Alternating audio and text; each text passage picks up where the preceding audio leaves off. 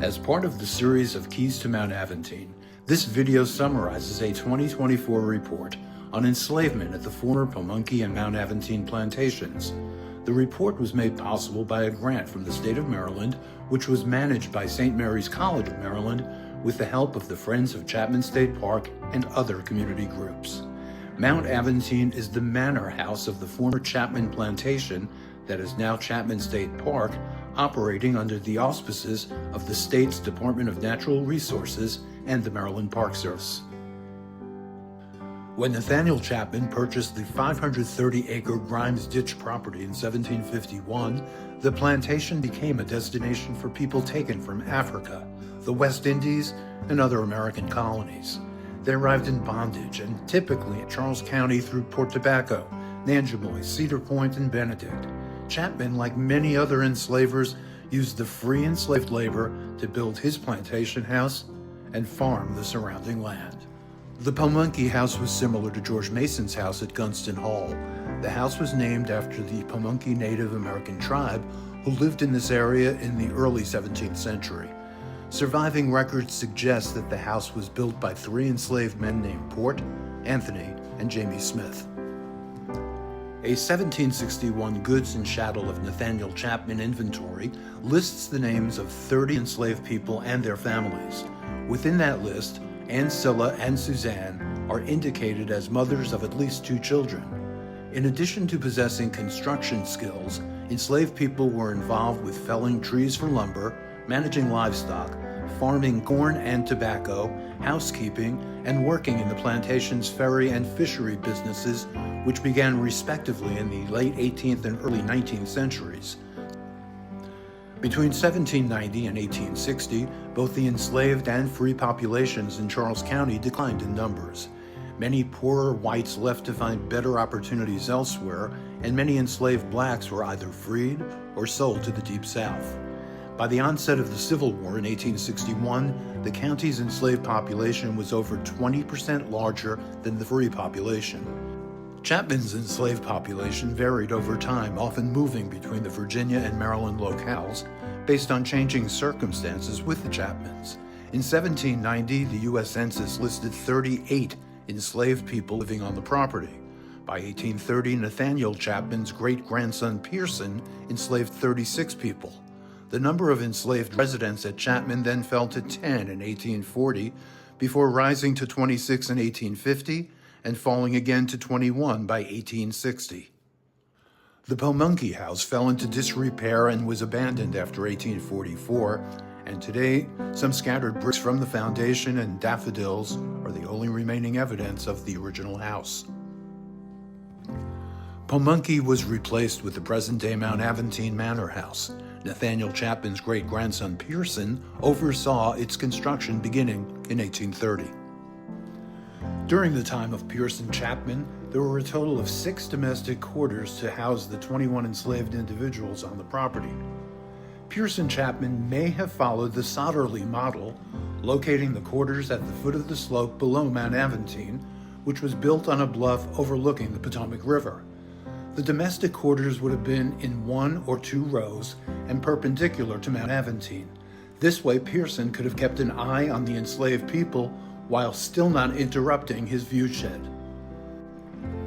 The domestic quarters of Mount Aventine may have also been located west of the non-extant smokehouse or off of the east side of the house in a symmetrical manner.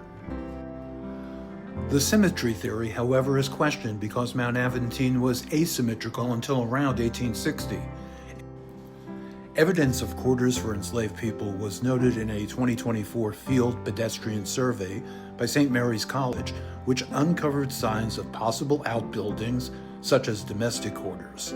Identified were a stone pile, shards, and a depression marking the possible location of an ice house or coal pit for food storage. Ice houses were a way of keeping food cold in an underground pit, similar to how smokehouses were used for preserving meats before electricity and refrigeration. While no information exists that describes the quarters for enslaved people at Mount Aventine, records do exist for nearby plantations of similar size and scale, such as the log cabin or quarters from the Sotterley plantation circa 1830. Log cabin type quarters were built based on family groups or kinship, housing 4 or more people.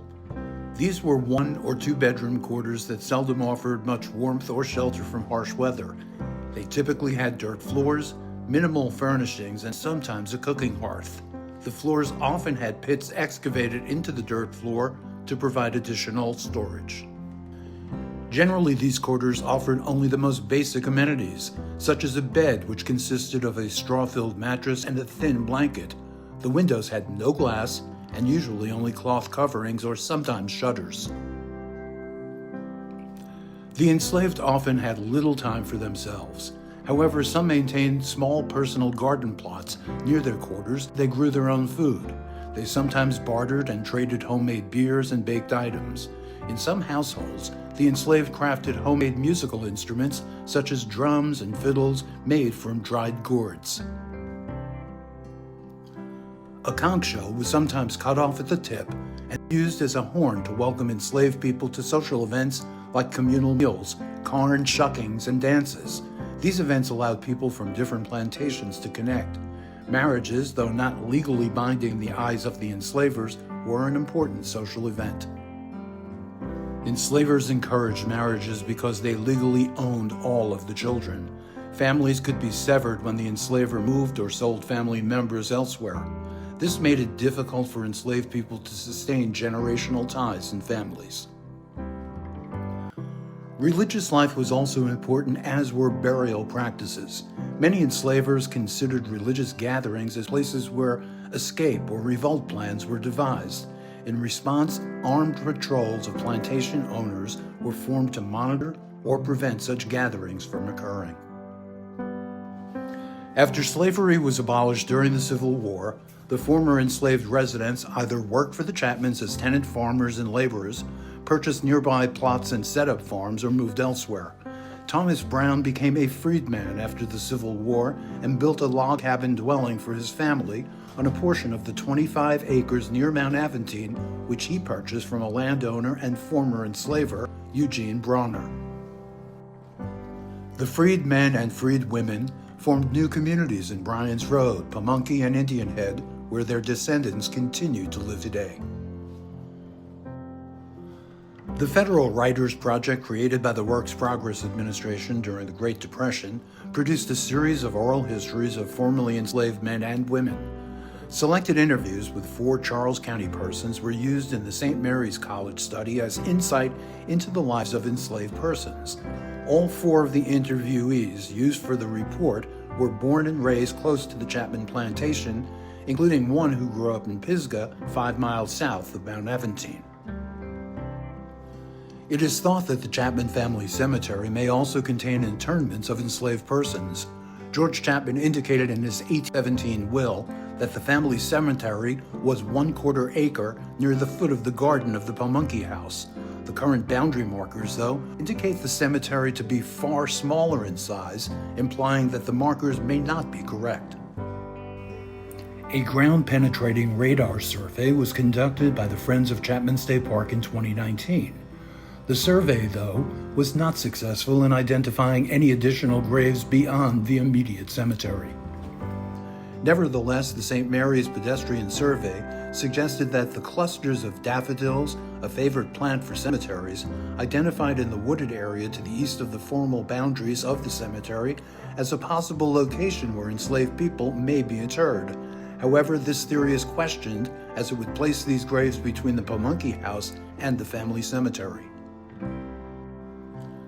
While efforts to locate a cemetery of the enslaved are ongoing, the actual location of the domestic quarters and burial sites for enslaved people at the Mount Aventine/Pomonkey plantation may never be known.